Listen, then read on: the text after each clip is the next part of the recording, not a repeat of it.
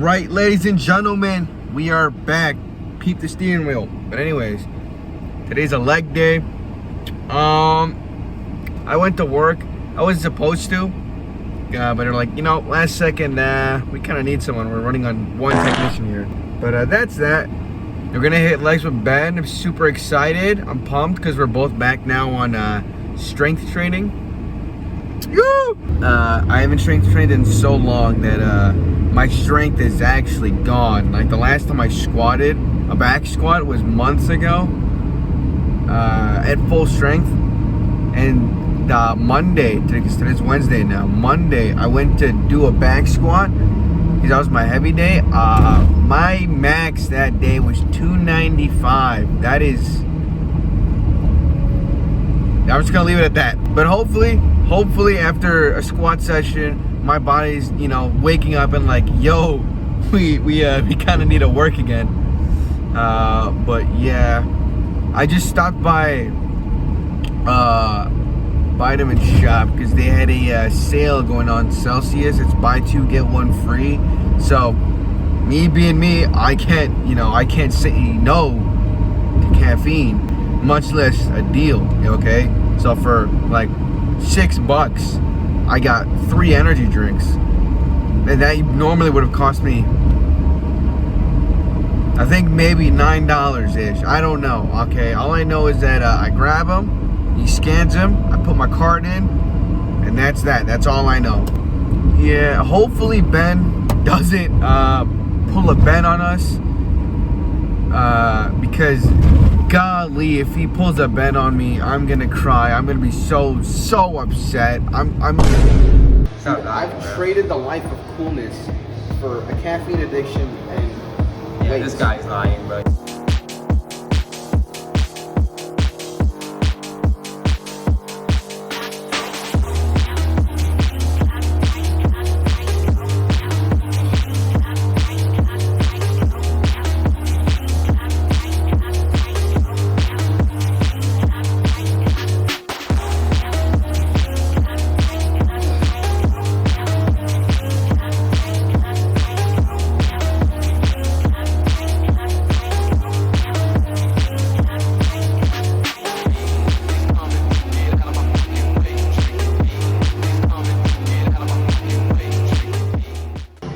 Thought about it.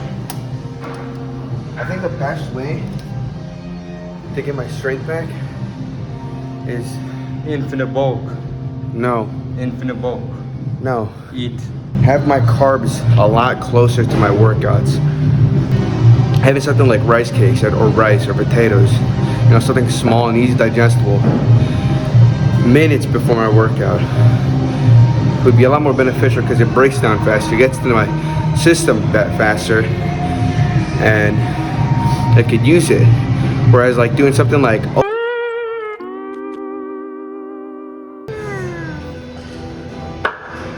look at my son. Update on Project Ronnie Coleman. Can you do like a little 360 bend? Yeah, as of now, Project Coleman's kind of lacking still, but you know, we're gonna put him on a serious cycle next week. You want to tell us how much you're taking? They're going to be 1,000 milligrams of Tren, 1,000 milligrams of Test, 1,000 milligrams of TRT. We're overdosing on everything. You know that's like a lethal amount, right? I'll take it. That's where me and Ben split off. I'm doing my split squats with dumbbells. He's, I think, maybe on grinder or whatever. But he's supposedly doing calves. We're doing our split squats with dumbbells. However, we have our foot elevated on here to get a deeper stretch. I've gone over this before, but in reverse.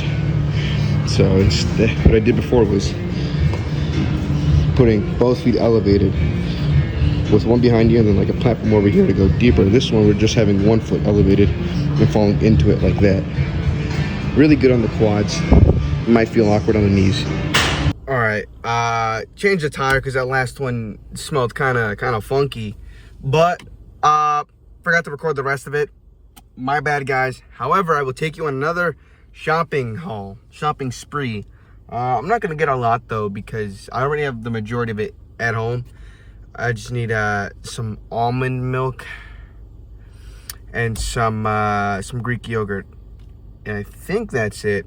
This time I can actually go a little bit more detail of what I actually get, or like some things that I would recommend getting. You know, bulking, cutting, maintenance, whatever. I've been trying to find it for so long. The protein grams at Aldi's. I remember a friend told me once that they sold them. I was like, dude, this is insane. I gotta try it. But they're like a really good hack to like get some carbs in without any unnecessary sugars and a little protein too. I've preached this before and I'll preach it again. Sourdough bread. Look at this. It's 130 calories for like one, I think, per 2 servings right there. It's 2 slices. Now, you might think to yourself, 130, that's a lot. No, not really actually, because one, it's just straight carbs, no sugars, no additives or anything, and sourdough itself is packed with nutrients, and there's also like 5 grams of protein in this, John. Pro fats, so like, I honestly don't see why anyone would say like no to this. And when you see all this sugary stuff, which leads me to my next point, a lot of people overlook how much of anything is in all this stuff. Like, look at this. No, I'm not, you know, talking down on all this food, because don't get me wrong, I love to indulge in, you know, snacks every now and then. But when you've been in this fitness game for a while now, you start to see, like, to really kind of like, you know, see through the matrix and see how much of everything is actually in everything. Like, you could look at chicken and be like, wow, that's got 5 grams of fat, but it's got like 35 grams of protein in like a basic 4-ounce serving. Back to my conversation on bread. Sourdough, keto bread too. Keto bread's really good for like the keto buns. One bun is like 50 calories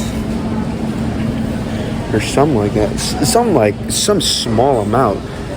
And compared to like the 2,000 that I like 2100 that I can have in a day, that's like a very small dent. It's barely a dent in how much I can consume in a day.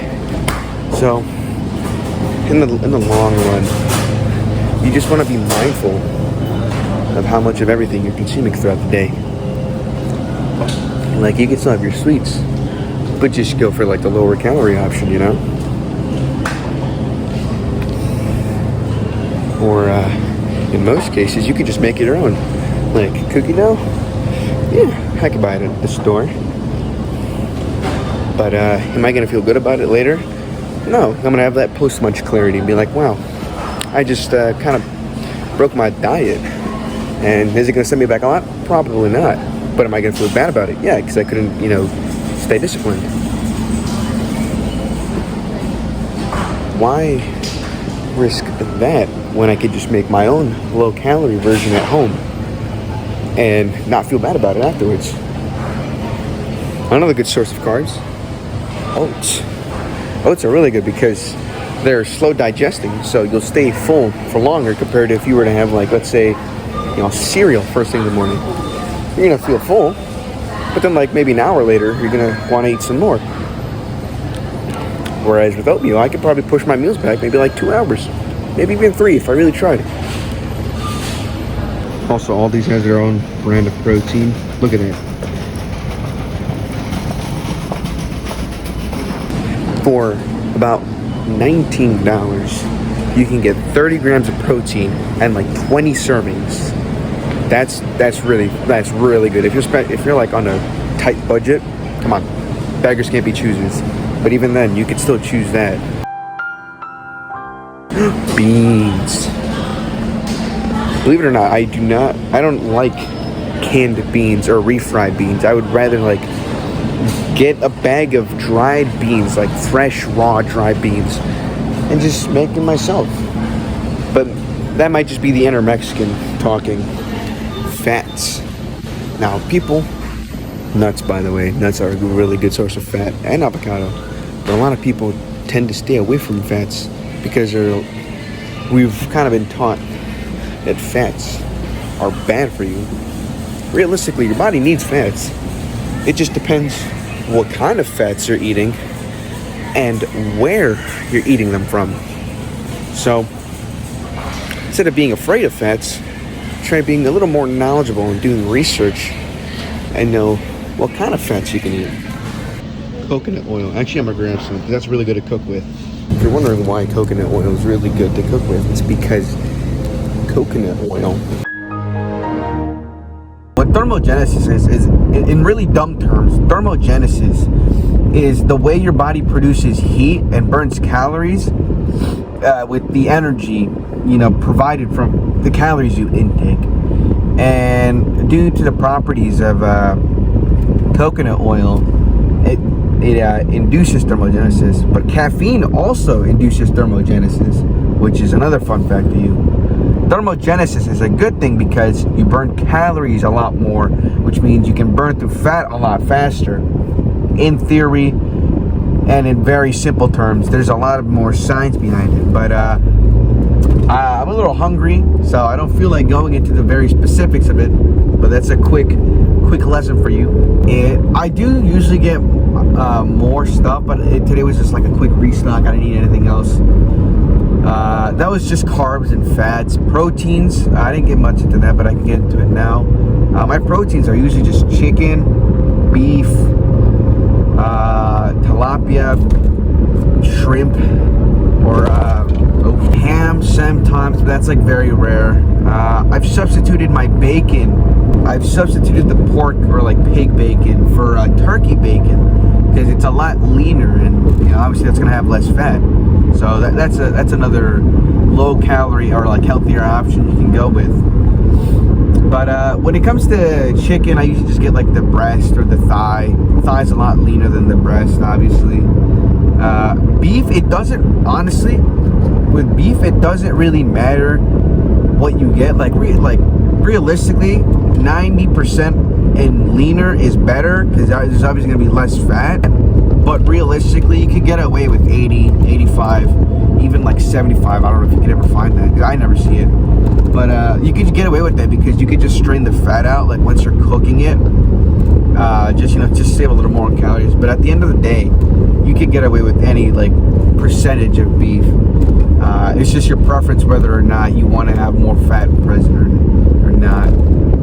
Fish, obviously a really good source of lean protein because like if I remember correctly, there's like no fat in any of the seafood.